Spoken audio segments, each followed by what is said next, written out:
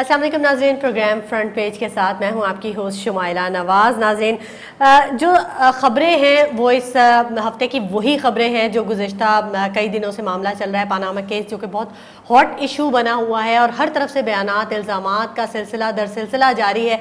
एक दूसरे के ऊपर बौछार है, क्या कहा जा सकता है इसमें। और जो अखबारात का जो रवैया है, जो मीडिया का जो रवैया है, वो खासा इसमें सराहे जाने के काबिल है, बड़ा एक्टिव नज़र आ रहा है। जंग की हेडलाइंस में आप तक पहुंचाऊंगी। जंग कह रहा है वॉल्यूम 10 खुल गया, फैसला महफूज है और गारंटी है वज़ीर आज़म की नाअहली का जायजा लेंगे, मुकदमा हुआ तो फेयर ट्रायल का मौका मिलेगा और बुनियादी हुकूक का तहफ़्फ़ुज़ होगा। सुप्रीम कोर्ट ने ये यकीन दहानी कराई है। जबकि मियां नवाज शरीफ की ज़ेर सदारत जो मुशावरती इजलास हुआ है उसमें हिकमत अमली तय कर ली गई और ये कहा गया कि अदालती फैसला कबूल करेंगे, अगर खिलाफ आया तो तमाम आइनी और कानूनी ऑप्शंस को इस्तेमाल भी किया जाएगा। जबकि अमेरिका ने पाकिस्तान के लिए 5.25 अरब रुपए की फ़ौजी इमदाद रोक दी है। हक्कानी नेटवर्क के खिलाफ कार्रवाई ना करने का इल्ज़ाम लगाया है अमेरिका ने। वही डूमोर का मुतालबा है, इस पर भी बात करेंगे। एक्सप्रेस ये कह रहा है कि पानामा केस की समाअत मुकम्मल, फैसला महफूज, वज़ीर आज़म की नाअहली का जायज़ा लेंगे, सुप्रीम कोर्ट का ये कहना है। जबकि चेयरमैन SACP रिकॉर्ड टैंपर करने के इल्ज़ाम में मुकदमे में गिरफ्तार हो गए हैं। तबीयत ख़राब होने पर उनको पिम्स हॉस्पिटल भी शिफ्ट किया गया है। शेख रशीद के दिलचस्प दलाइल से अदालत का खासा माहौल जो था वो खुशगवार रहा। जबकि साग डार के खिलाफ सुप्रीम कोर्ट का ये कहना है कि हमारे पास काफ़ी मवाद इंतहाई अहम खबरें हैं। उम्मत ये कह रहा है कि वज़ीर आज़म की नाअहली का जायज़ा लेंगे, पानामा फैसला महफूज है और कानूनी माहिरीन का ये कहना है कि मामला नैब इलेक्शन कमीशन जाने का भी इम्कान है। जबकि ट्रिब्यून कह रहा है कि judgment reserve in Panama gate case और द न्यूज़ ये कह रहा है कि ऐसे decision will be respected. Nawaz Sharif की जानिब से ये पैगाम दिया गया है। जबकि वॉल्यूम 10 ओपन वर्डिक्ट रिजर्व और Dawn PM not out of the woods as reserve verdict. और ये सारी खबरें जिनके हेडलाइंस मैंने आप तक पहुंचाई हैं, इन पर भी बात करेंगे। इंतहाई अहम मोड़ कह सकते हैं हम। हमारे साथ इस वक्त स्टूडियोज़ में मौजूद हैं मेहमान तौसीफ़ अहमद ख़ान साहब, सीनियर सहाफ़ी हैं, कॉलम नवीस हैं, मुहक्किक हैं, मुसन्निफ़ हैं। अस्सलाम वालेकुम सर, कैसे हैं? अल्हम्दुलिल्लाह। तौसीफ़ अहमद ख़ान साहब, ये जो पानामा केस का जो मामला है, फैसला महफूज कर लिया गया, बड़ी ले दे रही है, बड़ा शोर शराबा रहा है, बड़ी हाइप क्रिएट हुई है, कैसे देखते हैं आप इस सारे सिनेरियो को, क्या होने जा रहा है? देखिए, ये पाकिस्तान की तारीख का पहला मुकदमा है जिसमें वज़ीर आज़म और उनकी काबीना मौजूद है और उनके ख़िलाफ़ उनके ज़ेरे निगरानी जो वज़ारतें हैं वो तहक़ीक़ात कर रही हैं। ठीक, ये ऐसा इस मुल्क में पहले कभी भी नहीं हुआ है। हमेशा ओहदों से हटा के फिर उनके बारे में तहक़ीक़ात हुई हैं सियासतदानों के, क्योंकि बाकी तो किसी की होती नहीं है, मगर ये पहली दफ़ा है और ये सुप्रीम कोर्ट की निगरानी में हो रहा है।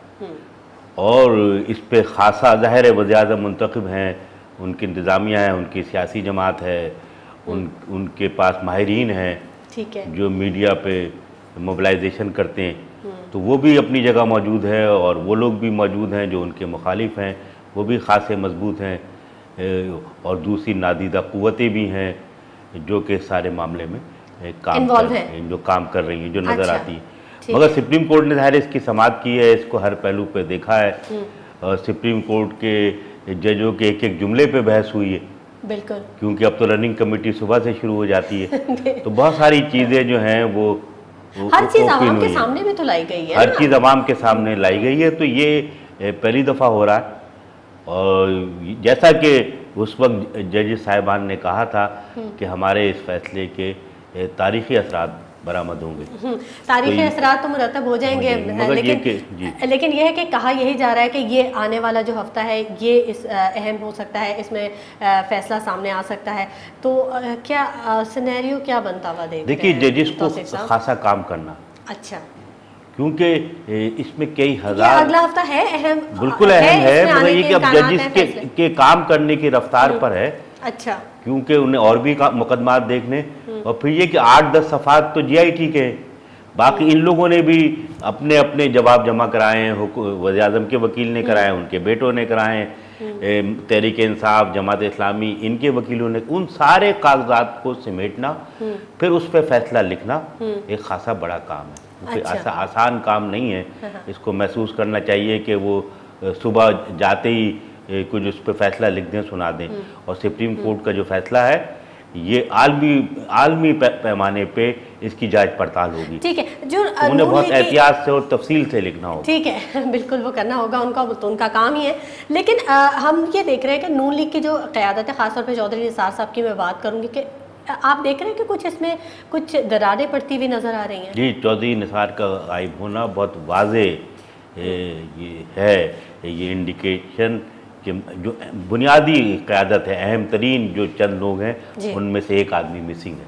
और ये मियाँ नवाज शरीफ के लिए बड़ा नेगेटिव पॉइंट है। अगरचे कि आज उनकी प्रेस कॉन्फ्रेंस है, ये कहा जा रहा है कि प्रेस कॉन्फ्रेंस करेंगे, तो शायद वो अपना मौक़िफ़ का इजहार कर दे, मगर पिछले वो कुछ भी करे, मुमकिन है कि वो यकजहती का इजहार करे, मगर पिछले 10 दिन से उनकी गैर मौजूदगी की वजह से वज़ीर-ए-आज़म को नुकसान हुआ, नुकसान पहुंच सकता है वज़ीर हुआ है पिछले 10 दिन की उनकी गैर मौजूदगी में। अब उनका जो मौक़िफ़ है मज़ीद तय कर दे।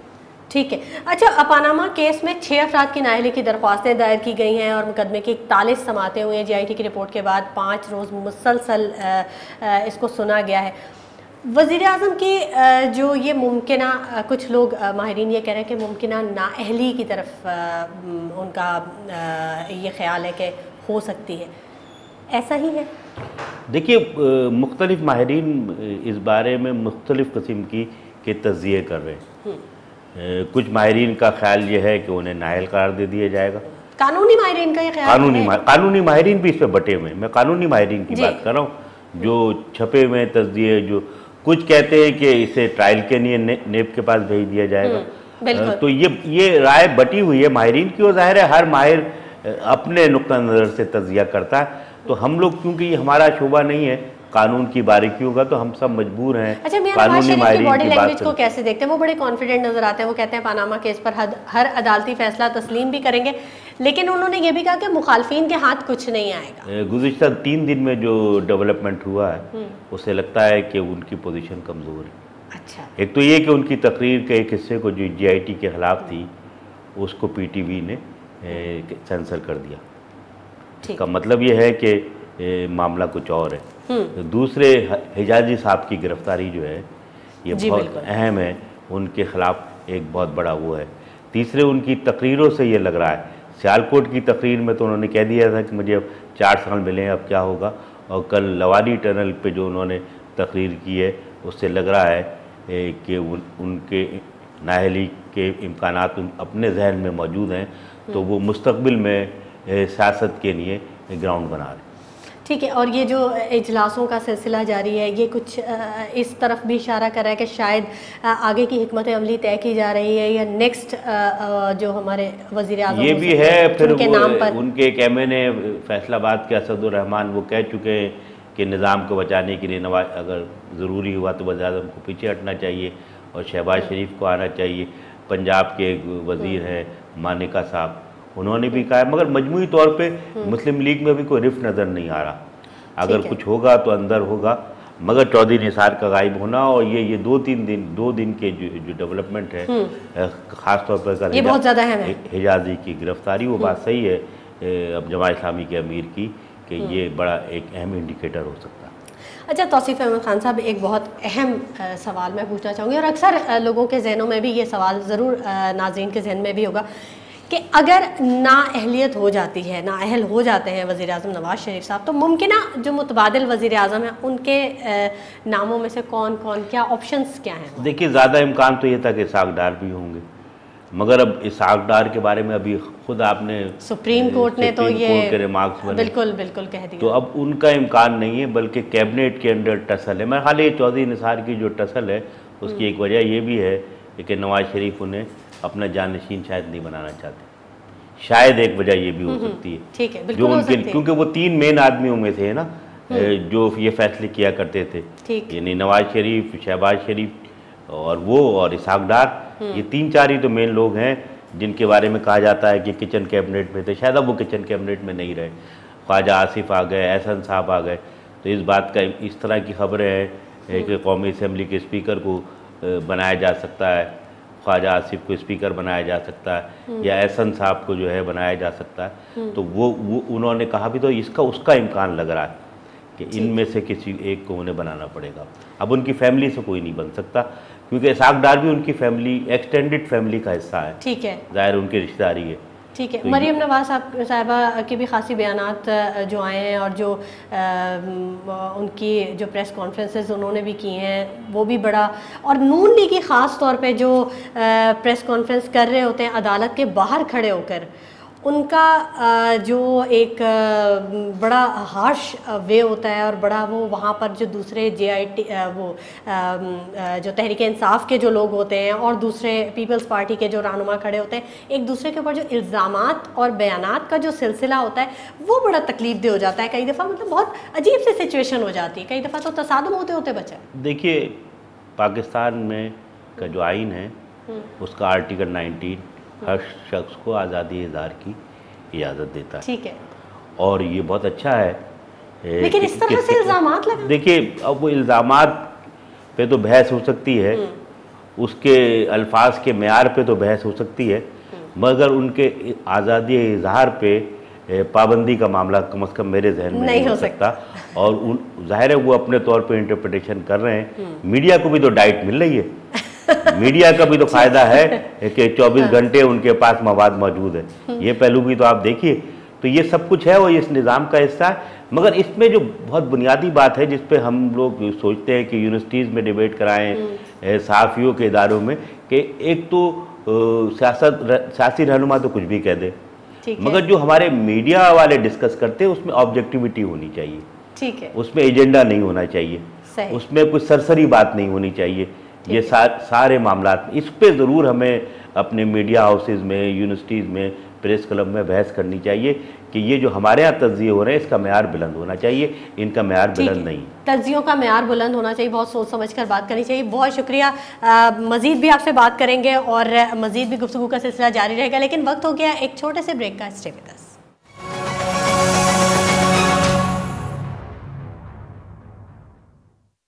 प्रोग्राम में एक बार फिर खुश आमदीद नाज़रीन, और गुफ्तगू के सिलसिले को हम आगे बढ़ाएंगे। हमारे साथ मेहमान मौजूद हैं तौसीफ़ अहमद खान साहब, सीनियर सहाफ़ी हैं, कॉलम नवीस हैं, बड़ी गहरी नज़र रखते हैं। तौसीफ़ साहब, आप मुल्की सियासत पर और मुल्क की जो सिचुएशन चल रही है, अमेरिका ने पाकिस्तान के लिए 5.25 अरब रुपए की फ़ौजी इमदाद रोक दी है। पाकिस्तान के लिए कितना ये तकलीफ हो सकता है, कितना नुकसान हो सकता है? ये खासा बड़ा धचका है पाकिस्तान के लिए। अमेरिका में जब इंतखाबात हुए थे तो ट्रंप की कामयाबी के बाद सदर ट्रंप का तो अपना मौक़िफ़ पहले से था, मगर ये बात वाज़ेह थी कि अमेरिकी पॉलिसी अब तब्दील होती चली जाएगी जी। तो ये अमेरिकी पॉलिसी की तब्दीली का वाज़ेह ऐलान है। शायद पाकिस्तान की हुकूमत और इस्टब्लिशमेंट ने रूस से दिफाई ताल्लुकात बढ़ा के और चीन से ताल्लुकात बढ़ा के इसका मुतबादिल तलाश किया है। ये ज़ाहिर एक है उनकी कोशिश, और उससे कोई फ़र्क भी पड़ेगा।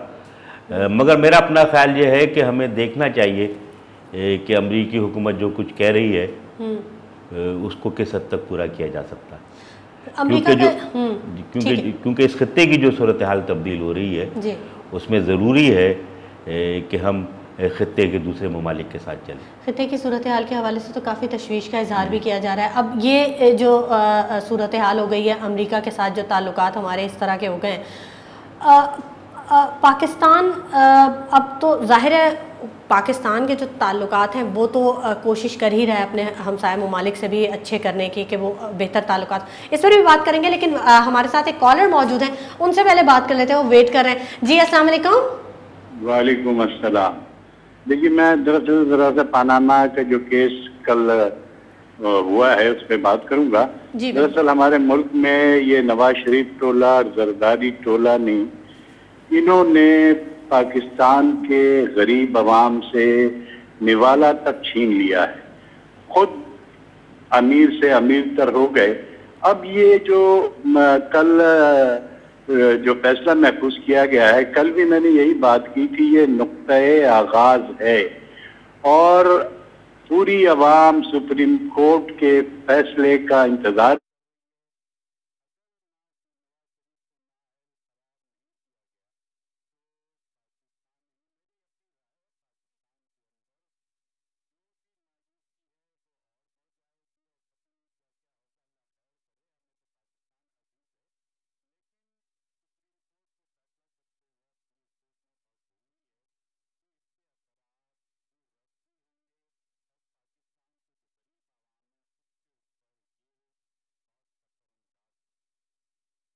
बहुत शुक्रिया आपके कॉल करने के लिए। पानामा केस के हवाले से उन्होंने बात की। उन्होंने कहा नुक्ता आगाज़ है और दूररस नताइज होंगे। यकीनन सुप्रीम कोर्ट तो इस बात पे भी गौर करेगी।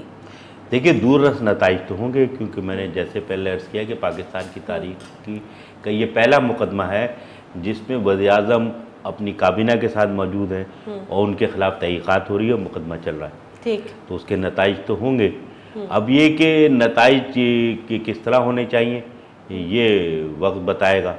अगर जमहूरी निज़ाम बरकरार रहता है और वो वक्त पे इलेक्शन होते हैं तो मज़बूत नताइज निकलेंगे। अगर जमहूरी निज़ाम किसी तरीके में किसी गैर मामूली सूरत हाल की वजह से मुतासिर होता है तो उसके नताइज बहुत ज़्यादा मनफी बरामद होते हैं। ठीक है, बिल्कुल मनफी नताइज भी निकल सकते हैं। हमारे साथ एक और कॉलर मौजूद हैं, उनसे भी बात कर लेते हैं। जी अस्सलाम वालेकुम। हाँ जी, वालेकुम सलाम। सजाल लाहौर हूँ मैं जी। मैं ये जानना चाह रहा था कि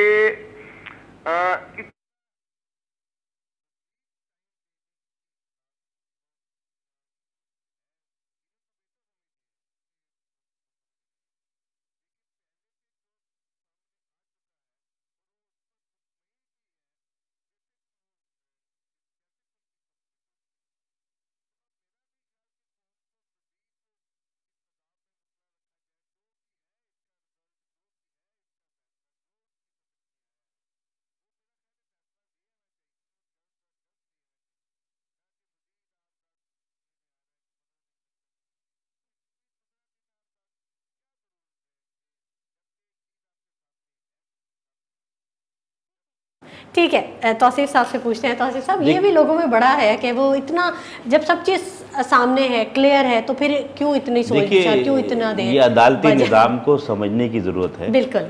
एक तो ये कि क्या चीज़ क्लियर है क्या नहीं हमें नहीं पता। ठीक है। जज हर वकील से सवाल करता है ताकि उससे मालूमात हासिल कर सके। अब उसने क्या मालूमात आखिर की वो उसके दिमाग में जा रही। ठीक है। तो महज हम उसके किसी जुमले से कोई नतीजा अखज़ नहीं कर सकते। वो जो जुमला जिस जज ने रिमार्क्स दिए हैं अगर बिल्कुल वैसे ही है जैसा कि हम समझ रहे हैं तो मुमकिन है वैसा फैसला आ जाए। मुमकिन है जज साहब कुछ और चीज़ मालूमात हासिल करने के लिए वकीलों से ये जिरा कर रहे हो। अगर जो लोगों ने अदालती प्रोसीडिंग देखी है वो जानते हैं कि वो हर वकील से यही सवाल करते हैं, तो ये लगता है कि वो उसके खिलाफ है, तो वो जाहिर है सबके तो मतलब खिलाफ से मुराद है कि वो नेगेटिव, मगर वो मालूमात हासिल कर रहे होते हैं। ठीक है। दूसरी ये कि ये बहुत अहम तरीन फैसला होगा और इसको मुल्क में और आलमी पैमाने आलमी दुनिया में बहुत ज़्यादा इसकी जांच पड़ताल की जाएगी। ठीक। तो बहुत ज़्यादा जजेस की अपनी इज्जत और वक़ार का मतलब भी है कि वो बहुत कंप्रहेंसिव फैसला लिखें। बिल्कुल। और मैंने जैसे पहले अर्ज किया कि कई हज़ार कागजात हैं, उन सारे कागजात को देख के लिखा जाएगा। ये कोई ऐसा नहीं है कि फौरन ज़बानी फैसला कर दे, और वो लिखा जाएगा, फिर उस पर दलाइल दिए जाएंगे, उसके लिए उन्हें नज़ीरें तलाश करनी पड़ेंगी, उन नज़ीरों की बुनियाद पे कंक्लूजन करेंगे। तो ये नेचुरल है, इसमें कोई गैर मामूली बात नहीं है, बल्कि ये मामूल की बात है। और ये टाइम लेना, इसमें इसको समझना चाहिए लोगों को। बिल्कुल, उनकी अपनी प्रेस्टीज का भी मसला है, इस पे देर लगती है, ये ऐसे नहीं होता। हम अगर 10 सफ़ात लिखते हैं तो उसमें देर लगती है, उन्हें तो कई हज़ार सफ़ात को लेकर करना, क्योंकि जो कुछ हम देख रहे हैं बहरहाल हमारी नज़र महदूद है और वो 10 वॉल्यूम उनके सामने रखे गए हैं। बिल्कुल ठीक है, और फिर वकीलों के अलहदा है। ठीक है, हमारे साथ एक और कॉलर मौजूद है, वो आपसे कुछ पूछना चाह रहे हैं, उनसे जानते हैं वो क्या सवाल करेंगे। जी अस्सलाम वालेकुम। वालेकुम सलाम मैडम, ये सवाल ये करना था कि ये जो पनामा से जो सिलसिला चल रहा है, ये जो अभी कल फैसला महफूज हो चुका है जी, इसका रिजल्ट कब?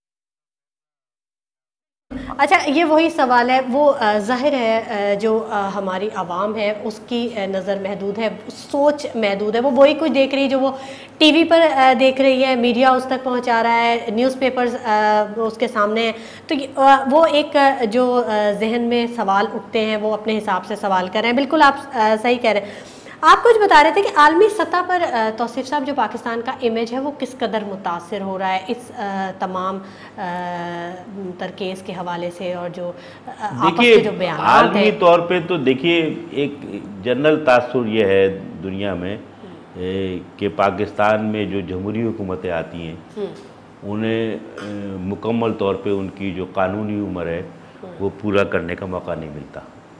ये एक जनरल परसेप्शन है, ये परसेप्शन जनरल है, ठीक है, और इसमें हकीकत भी है।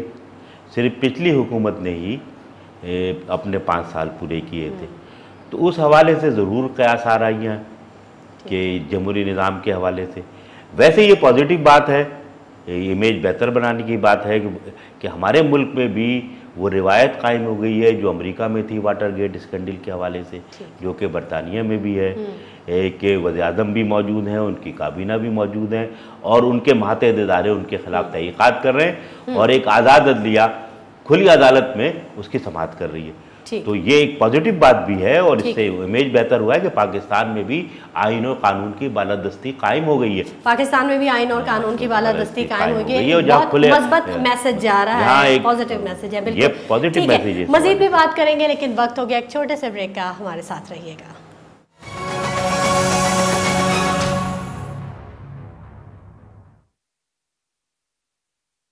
प्रोग्राम में एक बार फिर खुशामदीद नाज़रीन, और तौसीफ अहमद खान साहब हमारे मेहमान हमारे साथ मौजूद हैं। बात हम कर रहे हैं पानामा केस के हवाले से। फ़ैसला महफूज हो चुका है और हमारे पास जो कॉलर्स आ रहे हैं उनका यही कहना है, और आम तौर पर जो आवाम है जो बातें वो करती हैं उनका भी यही कहना होता है कि जब फ़ैसला महफूज कर लिया गया है तो फिर वो सामने क्यों नहीं लाया जा रहा। जब फ़ैसला एक हो चुका है तो उसे सामने लेके आए, ताकि ये जो तजस्सुस है और जो एक माहौल बना हुआ है इससे जान छूटे और जल्द अज जल्द हमारे सामने सारी चीज़ें खुल के आ जाए ना। तौसीफ अहमद खान साहब, एक चीज़ मैं पूछना चाहूँगी जो बहुत जहन में एक सवाल है कि फ़ैसला महफूज कर लिया गया है, ये एक जुमला है, ठीक है, कहीं ऐसा है कि कहीं लिख कर और जजेस फ़ैसला महफूज कर लेते हैं और फिर वो एक मखसूस वक्त जो उनके वो देते हैं उसके बाद वो फ़ैसला सामने आता है, या कोई और इसका तरीक़ाकार होता है? ये ज़रूर हमारे नाज़रीन को एजुकेट करने की ज़रूरत है। देखिए, जजमेंट डिज़र्व अंग्रेज़ी का लफ्ज़ है जिसका तर्जुमा हम लोगों ने किया फ़ैसला महफूज कर लिया गया। ये फ़ैसला लिखा नहीं जाता, ये महफूज नहीं किया जाता। अच्छा, ऐसा नहीं होता कि लिख कर कहीं उन्होंने ऐसा रख दिया? जी जी, बल्कि उस वक्त समाअत ख़त्म हो जाती है। ठीक है। तो जजेस ये कहते हैं कि जब वो फ़ैसला लिखेंगे तो फिर फ़ैसला सुनाएंगे।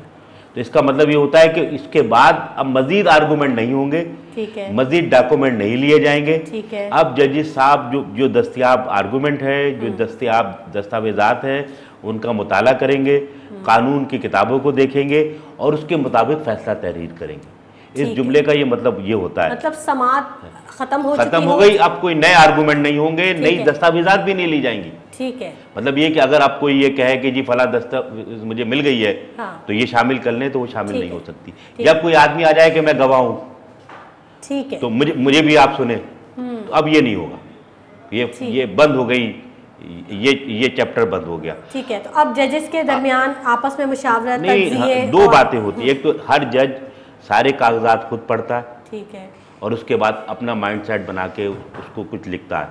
बाकी जजेस भी लिखते हैं, फिर वो आपस में कंसल्टेशन करते हैं, ठीक है। अगर उनमें इत्तेफाक है तो फिर एक आदमी फैसला लिखता है, अगर इत्तेफाक नहीं है, इख्तलाफ है, तो हर आदमी अपना अपना फैसला लिखता है। ठीक, तो ये प्रोसीजर, इसका मतलब है कि अब मजीद नई चीज़, कोई नई चीज़ नहीं ली जाएगी। असल में यही जो प्रोसीजर है ये नहीं मालूम नाजरीन को या आवाम को, तो जिसकी वजह से हर कॉलर की ये कोशिश होती है कि जब फैसला हो गया तो उसे सामने लेके आए ना, उसे ताले में क्यों रख दिया। ये ताले में नहीं, बल्कि इसका ये मतलब है कानूनी ज़माने में। ठीक है, बहुत अच्छी बात आपने बड़ी तफसील से बता दी। कराची की कुछ बात कर लेते हैं तौसीफ साहब। कराची में एक मतलब फिर अमन अमान का मसला सर उठा रहा है, कुछ किलिंग्स हो रही हैं, ये क्यों, क्या कानून की जो कानूनी इदारे जो थे जो उनकी गिरफ्त फिर से कमज़ोर होनी शुरू हो गई? देखिए, दहशतगर्दी जो है उसकी जड़ें मौजूद हैं, बिल्कुल। बाज़ाहिर जो लोग, जो ग्रुप सरफेस पे थे, उन्हें कानून नाफिज करने वाले इदारों ने साफ कर दिया, ये बात बिल्कुल सही है। कुछ लोग अंडरग्राउंड हो गए, कुछ लोग अंडरग्राउंड हो गए। फिर ये कि दहशतगर्दी की जड़ें मौजूद है तो नए दहशतगर्द पैदा हो जाते हैं। अब तक जितने दहशतगर्दों को मारा गया, पता चला कि उनके बहुत बड़े ग्रुप नहीं थे, वो 4-4, 5-5 लोग थे जो मजहबी इंतहा पसंदी की तरफ माइल हुए। वो आईटी टेक्नोलॉजी के माहिर थे, जो अब तक इतने सारी वारदातें हुई हैं, और उसके बाद उन्होंने बैंक डकैती की और फिर लोगों को मारना शुरू कर दिया।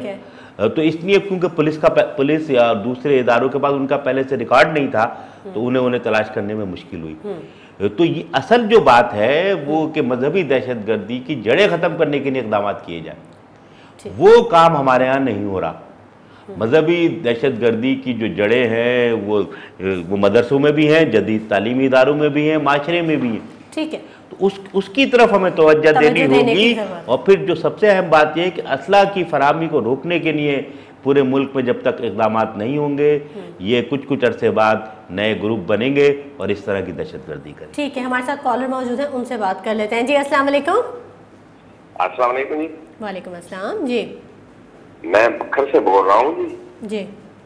सोहेल, और मेरा सवाल यह है कि एक गरीब आदमी बकरी भी अगर किसी की चोरी कर लेता है तो उसको छितर लगा लगा लगा के और सालों वो सड़ता है अपना जेलों में, और एक अमीर आदमी और लेके पूरा खजाना गरीबों के टैक्सों को चीजें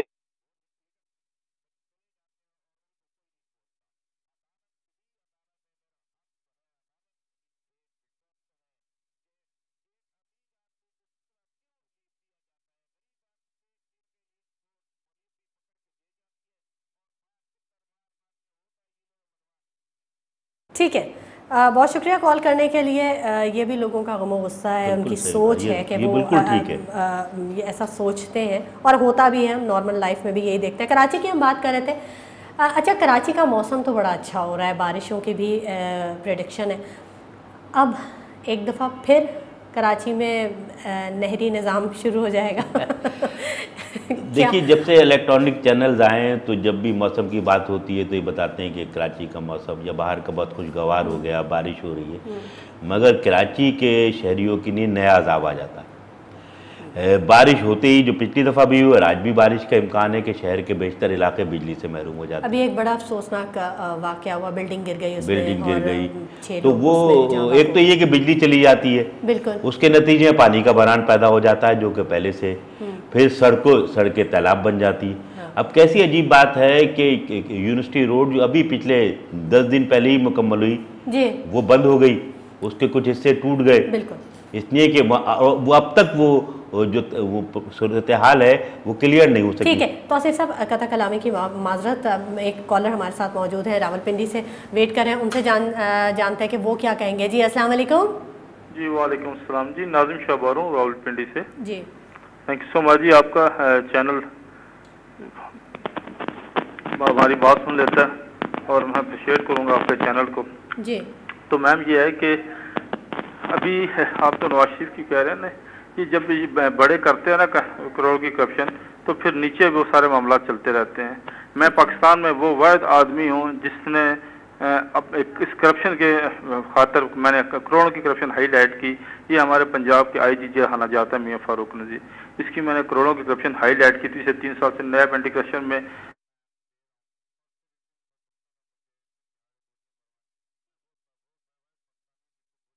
गई हूँ, जिसने कुर्बानी दी इस करप्शन के। अच्छा, आपके कॉल करने के लिए। आप कराची की बात कर रहे थे तौसीफ साहब के मौसम जब ख़राब होता है, बारिश हो जाती है, वैसे तो रहमत होती है, लेकिन कराची के शहरियों के लिए वो जहमत बन जाती है। और जितने जो ये रोड हैं ये सब हमारे लिए बड़ी तकलीफ दे, ट्रैफिक का निज़ाम बड़ा मुतासर हो जाता है। देखिए, कराची के आम शहरी जो हैं जिनकी अक्सरियत है वो बसों पे सफ़र करते हैं।